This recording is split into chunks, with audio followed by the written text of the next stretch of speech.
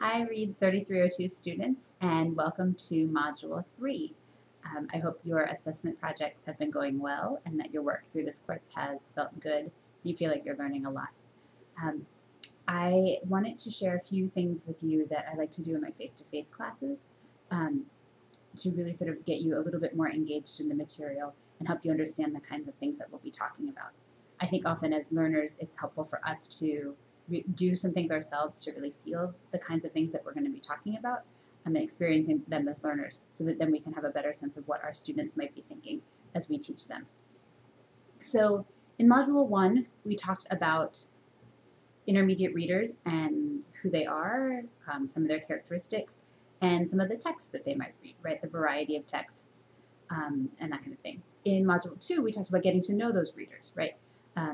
We talked about that Indian folktale of the blind man and the elephant, right? So how we can use assessment as a way to get to know a more complete picture of readers and students, not just sort of this one isolated fact or this one test score or this one assessment result, but that really starting to build a comprehensive picture of who readers are so that we know how to teach them effectively. So those are sort of the first two steps that we've taken.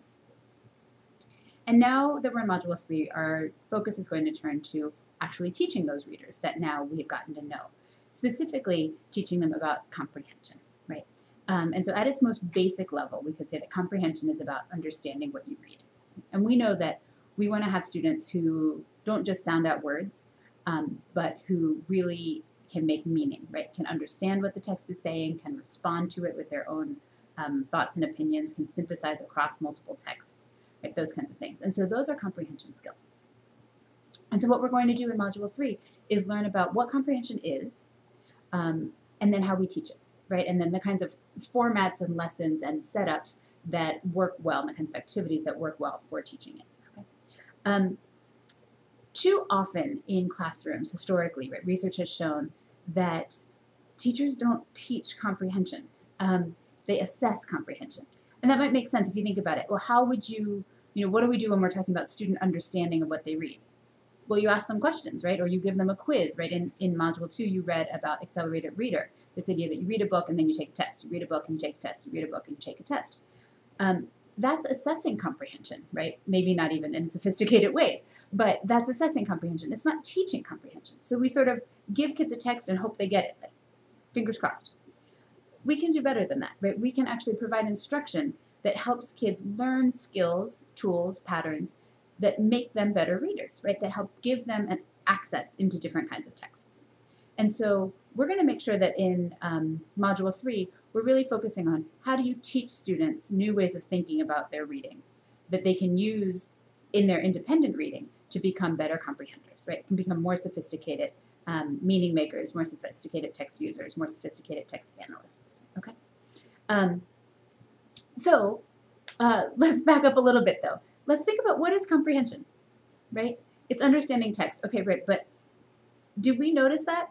Sometimes as sophisticated readers, we don't even pay attention to that anymore, right? We don't even think about our thinking. We just read, and we hope we get it, and sometimes it's a little confusing, but mostly we get it, and it's fine, and we just move on. That's great, but kids might need some more steps, right? They might need to have a little more scaffolding in that process. So I want us to sort of back up and think about that. I want us to feel our thinking. I really like this a book by Tanny McGregor called Comprehension Connections. You can get it on Amazon or whatever. It's very accessible, and she has lots of great ideas for teaching. And these are some images from her book, if you can see this here. Whoops. You see this one? This is going to be awkward, sorry. I'll need to practice. There we go. Do you see that? She's created this sort of Venn diagram.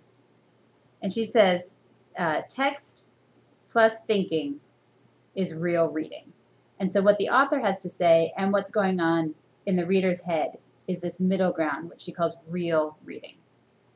Okay? And I really like that idea because we know that reading isn't just about glancing over the words, but it's about creating meaning in active ways. Now, you should sort of maybe think that that's a little bit familiar from your reading synthesis assignments, right? We've been asking you in this class to practice some of those skills. How can you bring what the text says and what you think together? right? So you've actually been living. There's a reason that we've had those kinds of assignments, because you're getting to practice these kinds of comprehension skills. And so what you'll notice up here too, right, she has this word up here, metacognition. And that might be a word you know. But anything that's meta is doing the thing about the thing. So if you're talking about talking, if you are thinking about thinking, right? So that's what meta means, to sort of double back on itself.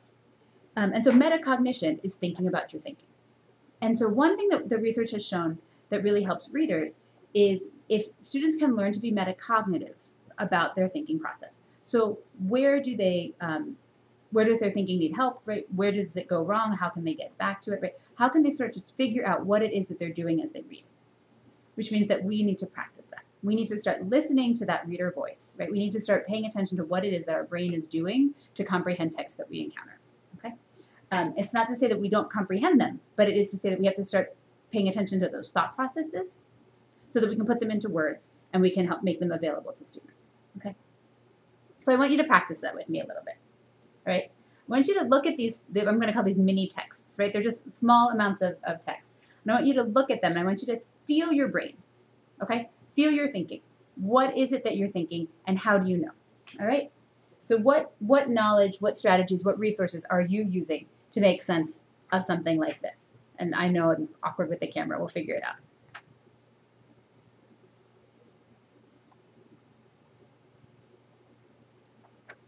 What's that?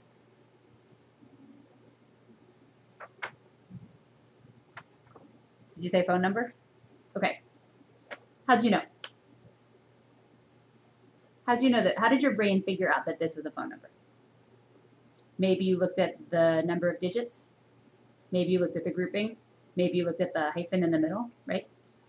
You thought, I've seen those before. I know what that is, right? You use your background knowledge, right, to say, oh, right, I've seen that. That's a phone number. Okay, can you feel that comprehension process? Pay attention to what it is that you're responding to. Let's try another one.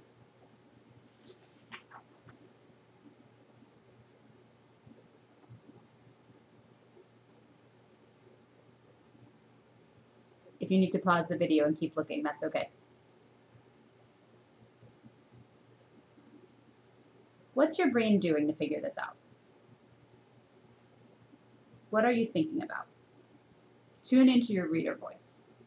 Are you chunking? Are you reading in a line? Are you thinking about things that you've done before? Right.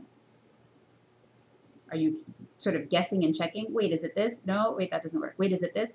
No, that doesn't work. Can you feel that thinking, right? Can you feel your brain trying to comprehend this string of numbers? This is actually called the Fibonacci sequence.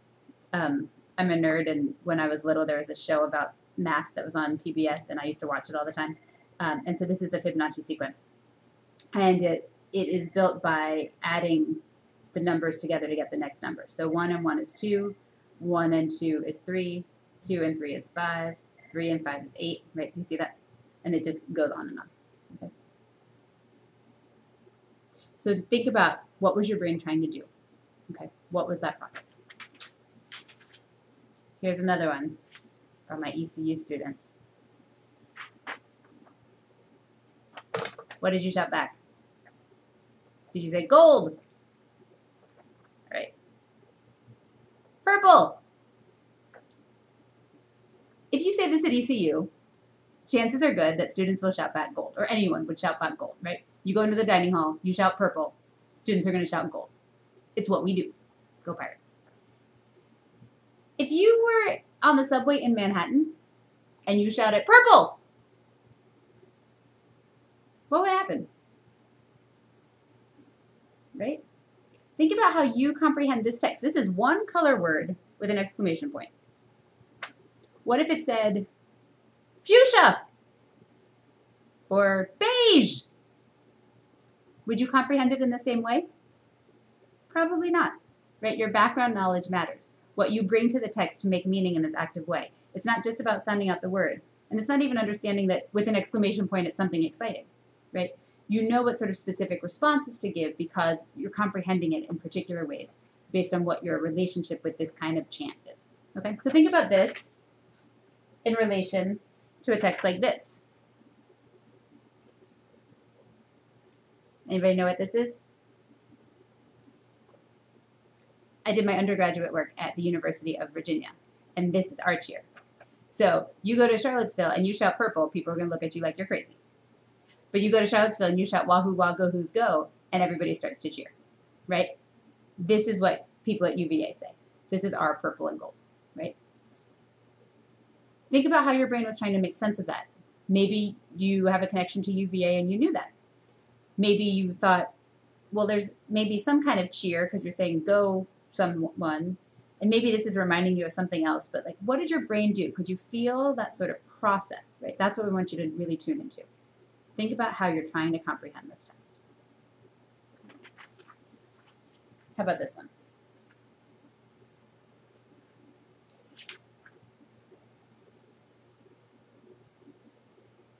What's that from?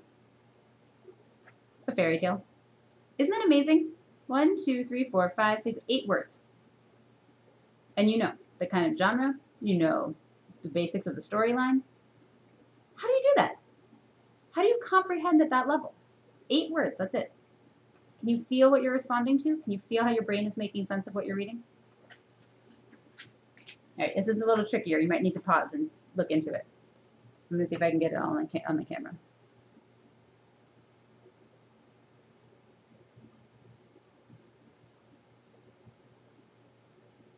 So what's at the beginning here? Once upon a time, there was a handsome prince named what? Did you say Charles? If so, did you look down here? So even though we read in a line, maybe you used information here, back there. Isn't that amazing? Can you feel how you're trying to fill in the blanks? How about something like this, that next sentence? Although Charles lived in a fancy castle, he, what? Was not happy? How did you know it was going to be negative? How did you know it was not happy? Right? You're responding to this although. Think about how much you can fill in just in those few little words. One of my students in my face-to-face class is a dad and is reading a lot of stories to his kids. And he could do this like that, like just instantaneously. It was like, once upon a time, there was a princess, right? Because you get into that groove, right? He had all of that background knowledge to draw on. He was able to comprehend it slightly differently than people who don't have quite that much experience. All right, here's one more. Some people don't like this one. See what you can do. Feel your brain, right? Comprehension. Feel it. Whoops.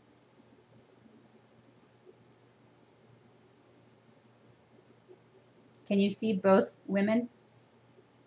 This is an optical illusion. You may have seen it before.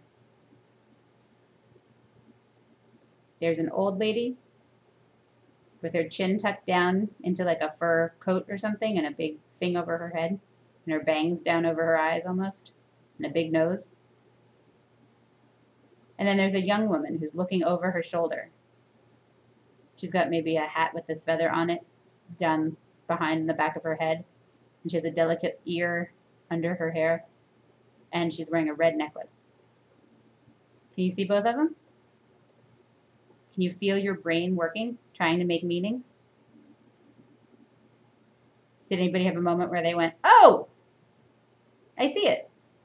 If you did, that's comprehension. Right? Those are the kinds of things that we would need to do to feel our brain working. Right? So you can use those kinds of texts to figure out how to feel your brain. I'm going to show you a couple others. You might know this book, Zoom, by Isten Banyali, I think is how you say the author's name. I'm not entirely sure. Or Banyi. I should look that up. So this book is called Zoom. Here's the first page. Okay? Feel your brain. Did you feel your brain make meaning? Have it click together? Keep paying attention to that.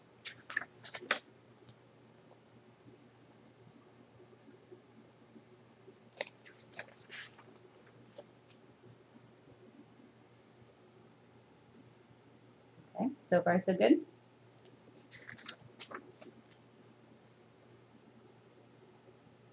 You see what's happening? You feel your brain making meaning?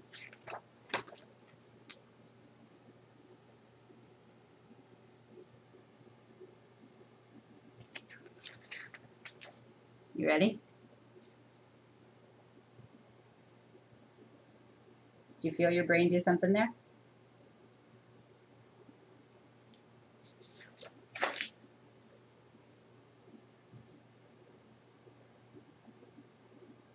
Think about what you're thinking.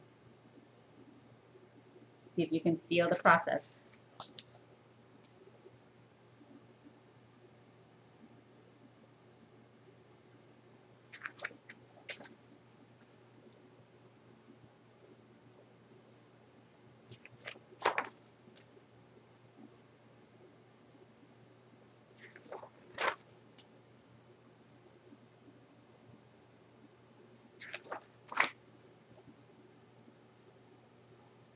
Are you anticipating something else happening? Try to feel what your brain is. Tune into that reader voice. What are you thinking?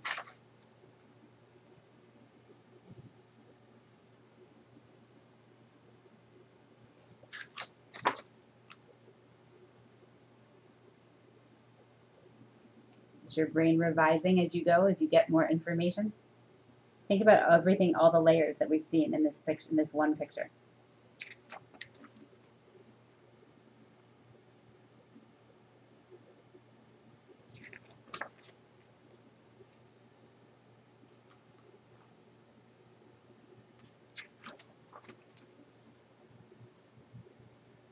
Can you feel your reader brain?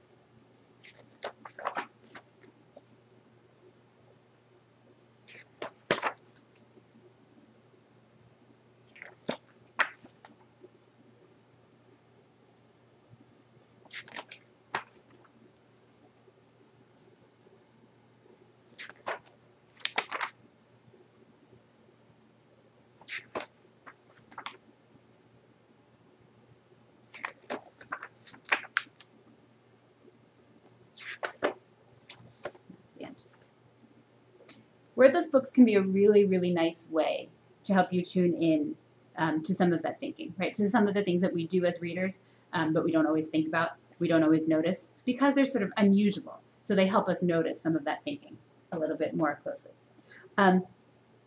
So that's some of that feeling about what it's like to comprehend, right? What that means, what it means to sort of pay attention to that voice, to pay attention to how you're thinking as a reader. So I think that's an important first step, to sort of just feel that, to kind of know that. When you look in your commentary for Module 3, you'll see that the part 1 here is, what is comprehension? And so think about those things when you're, think about these activities when you're reading and doing this, like when you're reading the article by Laura Pardo. And when you are, what's the other activity here? When you're watching the video from learner.org, right? Think about how that's really talking about this reading and thinking is real reading. Okay, so if that gives you some basis there. I just want to finish by talking briefly about comprehension strategies, right? So that's what comprehension is, and then we think about, well, how do we teach it? And research has gone through and sort of found a variety of things that good readers do, that successful comprehenders do when they read. And the theory is that if we talk about what those strategies are, and we teach kids how to use them, then students can start to apply them in their independent reading, right? So we can sort of break down what it means instead of just saying, well, think about it, or comprehend. We can actually say, okay, well, what does that mean? What does it mean to comprehend a text? Well, and so there's a list, and you'll see that in your commentary and in a voice thread that you will listen to. It's in this section here. And that'll give you some background on what the strategies are. But I want to just connect what we just did a little bit to those strategies. So the strategies that you'll learn about in this module are monitoring comprehension, activating and connecting to background knowledge, questioning, visualizing and inferring, determining importance, and summarizing and synthesizing information. Okay, that's the list of research-based comprehension strategies that we will teach children. And those are the things you'll actually choose from when you do your interactive read aloud assignment. And there's a whole other video that tells you how to do that. But those will be sort of the objective in your lesson. That'll be what you're teaching children. But one thing you really need to know about these strategies is that these are things that readers do. So these are not things that we do as teachers to kids, right? That's sort of that assessment. So if we're monitoring comprehension as a comprehension strategy, that doesn't mean that we're walking around to see if kids comprehend. That means when readers are reading, is their reader brain able to think about, do I understand that? Yes or no? If not, what do I do? That's monitoring comprehension. The strategies are things that readers do. So that's tricky in a couple ways, but it's particularly important for monitoring comprehension. So that's an internal thing. What am I thinking now? What am I thinking now? What am I thinking now, right? It's sort of like what you might have done with this. You were kind of monitoring your comprehension probably. Wait, is that right? Wait, is that it? Wait, is that? Huh, what else can I do to figure that out? Wait, is that right? You were sort of checking your own thinking, okay? Activating and connecting to background knowledge, right? We saw several that were sort of examples of that, right? So this, the fairy tale one, right? If you have experience with fairy tales, you probably knew that example. We talked about the cheers, right? We talked about how if you had experience in these kinds of contexts and heard people say these kinds of things, then you comprehended them differently than if you didn't know what they were talking about, right? So that's sort of making use of background knowledge. And we can teach kids how to do that, right? We can teach kids, this one too, background knowledge, right? Experience. Oh, sorry, I forgot where I was in the list. The next one is questioning, and this is really important. Questioning as a comprehension strategy is not asking children questions, because it's about what the reader does. So questioning as a comprehension strategy is about learning to ask questions as you read and to notice your questions, even more particularly, notice your questions that you have as you read as a way of getting deeper into the text. And I want to show you what I mean by that. Anybody know this book? Tuesday by David Wiesner. It's fabulous. I don't know if I'm going to go through the whole thing, but I want to show you some examples. Again, it's actually almost a wordless book. But you could start by just practicing asking questions, right? What are the questions that we have as readers? So if you're looking at this book and you're thinking about what those questions are in your reader brain, you might already be thinking, what's so big a deal about Tuesday? Or why is that one light on and everything else is dark? And why is it so dark and it's not even 9 o'clock at night? And what is this, right? You can start to ask yourself some questions. And then you open the page and you might notice your reader brain has even more questions. Once I did this with a face-to-face class and I was encouraging them to ask their questions out loud, and I put this picture up and everyone just sort of sat there. And I said, the frogs are flying. I bet you probably have some questions about that. Right? If you don't have questions about flying frogs, then, we might have some issues. So yeah, so a question here. Why are the frogs flying? Is that frog scared? What is he thinking? Why aren't the other frogs all flying at the same rate? Right? Does this make sense? You ask yourselves questions. So the text says Tuesday evening around 8. Here's this first page. And you might have questions about that page as well, but I'm going to get to something else. So here, right? You could ask questions like, what is that frog thinking? Have they done this before? How do they stay on the lily pads? What's that turtle thinking about? Where are they going? Is this planned? Is it a surprise? Right? Why doesn't that frog fall off? Did they plan this? Is that the same clock I saw on the cover? Right? Does this make sense?